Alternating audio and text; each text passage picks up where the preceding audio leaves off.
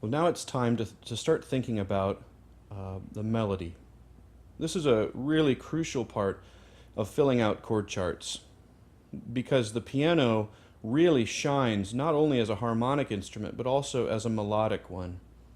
Previously I had said we're going to move from harmony to rhythm, but as I thought about it, I thought this is really a logical next step when you're moving from a discussion about voicing chords with common tones.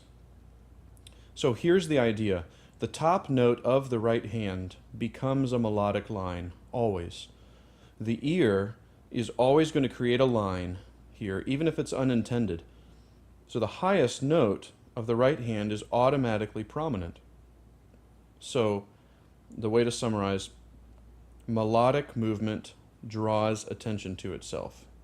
Melodic movement draws attention to itself. There's three stages of how you ought to go through and try to learn this. The first stage is this. Voice your chords with the top notes centering around one of three scale degrees in any key, 1, 3, or 5. This is a static melody line, meaning it doesn't move, or it doesn't move very much, so it doesn't draw attention to itself. This kind of overlaps with the concept of common tone voicings. I'll give you an example. Let's go ahead and play it in the key of C.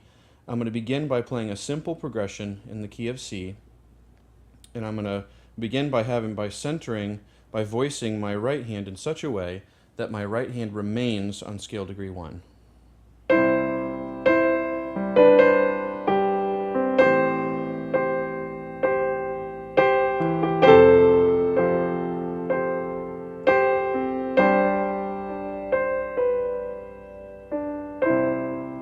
See, I mostly stayed around scale degree 1. Now let's voice that same harmonic progression centering around scale degree 3.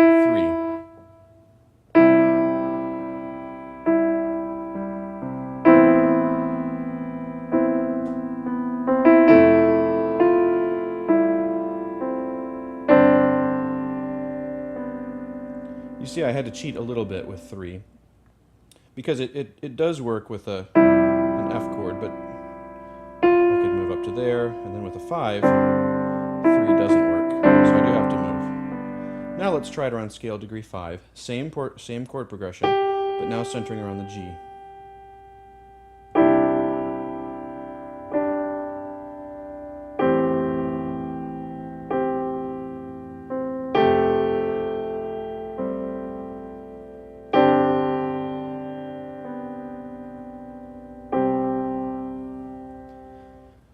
Scale degree 5 is actually the easiest. It is typically the scale degree that goes best as an upper note with pretty much any harmony. It almost always works. 1 is also fairly easy, creates a couple interesting harmonies, and then 3 you have to cheat a little bit. So the next step would be constructing an intentional melodic line from the top notes of each chord, slow moving a melody, kind of like, you could call it like a whole note melody, although we may move in half notes. I'll show you what I mean by this. So you have the concept of the 1, the 3, and the 5, and you need to feel like you're in control of that and you're able to do that in a confident way. So now let's create a very simple melody, not that really draws attention, but just something to create some interest on the same chord progression.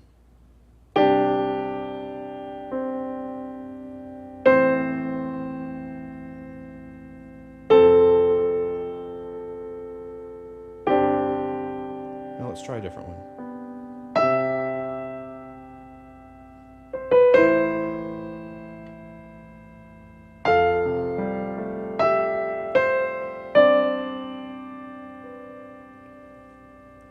So there's any number of ways that you could create a simple melody.